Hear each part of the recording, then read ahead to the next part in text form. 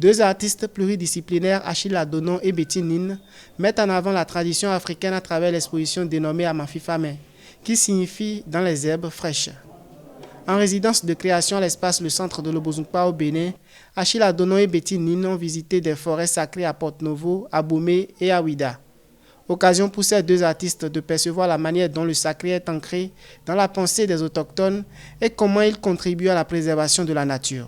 En fait, c'est une mise en scène d'une cérémonie qui peut être une cérémonie de réparation de notre rapport à la nature.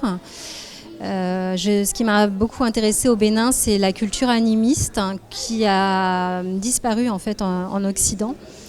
Et je crois que c'est un moyen très important d'aborder l'écologie et les problèmes de dérèglement climatique, de poser un regard respectueux et bienveillant sur la nature et surtout de considérer que la nature est un être vivant. Quand elle a fini de parler, je lui ai dit que bon, ça c'est une belle idée qu'elle a eue, quoi.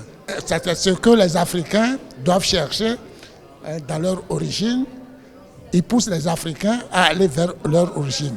Au terme de leur visite dans la forêt sacrée de Passé à Ouida, Achille Adonon a réalisé une installation in situ dénommée Mes Interrogations. Une création artistique qui parle de la réincarnation de l'humain. Il s'agit d'un hommage au roi Passé de Ouida qui, selon la légende, aurait disparu en 1961 et se serait transformé en un Iroko.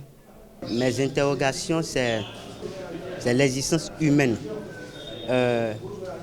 d'un piège sans fin.